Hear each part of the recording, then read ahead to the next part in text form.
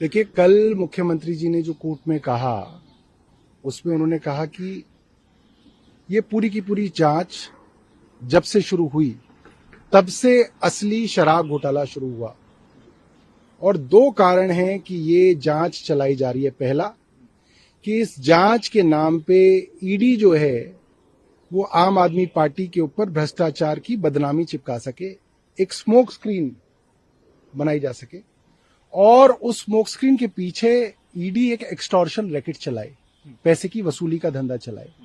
और मुख्यमंत्री जी ने बताया कि उनके खिलाफ जितनी भी गवाहियां हुई हैं, जैसे मुगुंटा रेड्डी की, राघव रेड्डी की, शरत रेड्डी की, इन तीनों ही गवाहियों में देखा गया कि पहले इन सब ने ईडी को अपने बयानों में कहा कि अरविंद केजरीवाल का कोई लेना देना नहीं है। उन्होंने अरविंद जी के विषय में कोई गलत बात नहीं कही, बार बार उनके बयान लिए गए, मगर जब ऐसे करोड़पति उद्योगपतियों के बेटों को जेल में डाला गया और 6-6 महीने तक जेल में रखा गया तो बाप टूट गए। और फिर किसी ने अपने 7वें बयान में ये कह दिया कि अरविंद केजरीवाल से वो मिले, किसी ने चौथे बयान में कह दिया।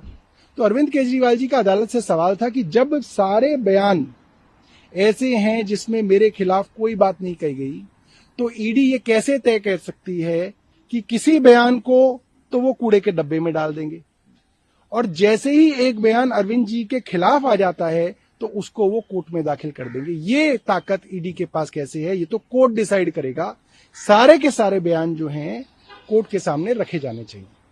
सर, एलजी साहब कह चुके हैं कि भाई सीएम जो है वो जेल में है और जेल से आदेश जारी कर रहे हैं और हम जेल से सरकार नहीं चलने देंगे। सर, इसके बारे में आप क्या कहेंगे? देखिए, एलजी साहब तो जब सीएम जेल में नहीं थे तब भी नहीं चाहते थे कि सरकार चले, तब भी उनके इशारे पे अफसर जो है जगह जगह, चाहे वो स्वास्थ्य के काम हो, दवाइयों के काम हो, टेस्ट के काम हो, जल बोर्ड में पानी सीवर के काम हो, सबको रोका जा रहा था।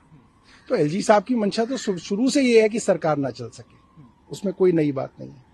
तो सर, क्या आने वाले टाइम में आप इस पर कुछ राजनीतिक तौर पर कुछ कल उच्च न्यायालय के अंदर एक पीआईएल दाखिल हुई जिसमें कहा गया कि सीएम को इस्तीफा देना चाहिए और सीएम को हटाया जाना चाहिए। उच्च न्यायालय ने साफ कर दिया कि ऐसा कोई कानूनी प्रावधान नहीं है कि मुख्यमंत्री को हिरासत में उनके पद से हटाया जा सके, लिहाजा मुख्यमंत्री अपने पद पे बने रहेंगे। ये बात अब हाईकोर्ट ने स्पष्ट कर दी। सर, एक तीसरा उन्होंने बात कही है कि जो बाबा साहेब अम्बेडकर अस्पताल है वहाँ पे कोई सेक्सुअल हैरेसमेंट का कोई मामला है, उसकी जांच वगैरह से जुड़ा भी उन्होंने कुछ कहा है। सर, देखिए, ये बहुत शर्म की बात है पूरी दिल्ली के लिए कि 2 मेडिकल की छात्राओं के साथ सेक्सुअल मोलेस्टेशन हुआ 31 जनवरी को। उन्होंने उसकी कंप्लेंट तुरंत अपने प्रिंसिपल को कर दी। जिस प्रोफेसर ने उनके साथ ये अश्लील हरकत की, आज तक एलजी साहब ने उसको सस्पेंड नहीं किया।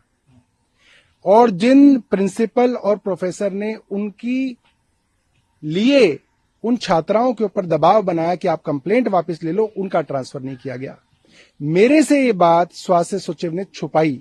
जब 1.5 महीने बाद 18 मार्च को ये मेरे संज्ञान में आया तो मैंने इस पे तुरंत कार्रवाई के लिए लिखा और स्वास्थ्य सचिव को पूछा कि आपने ये बात मुझे क्यों नहीं बताई।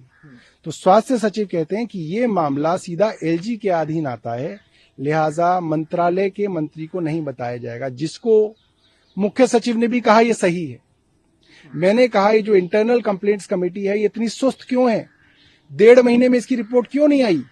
तो उसके लिए मुख्य सचिव कह रहे हैं कि नहीं, ये सही है, इंटरनल कंप्लेंट्स कमेटी अपना सही काम कर रही है। और बाद में उस इंटरनल कंप्लेंट्स कमेटी ने उस प्रोफेसर को क्लीन चिट दे दी। तो ये तो बहुत शर्म की बात है एलजी साहब के लिए और मुख्य सचिव के लिए कि वो इनके ऊपर कार्रवाई करने की बजाय बहाने बना रहे हैं। बहाने मत बनाइए। आज से पहले भी मुख्यमंत्री की अनुमति के बिना आपने अफसरों को सस्पेंड किया है, इसके सबूत मैंने एलजी साहब को कल लिखे। आज से पहले भी बिना मुख्यमंत्री की अनुमति से स्वास्थ्य सचिव ने कई डॉक्टरों के ट्रांसफर एक जगह से दूसरी जगह उनको डिटेल किया है, दर्जनों लोगों के डिटेलमेंट किए हैं।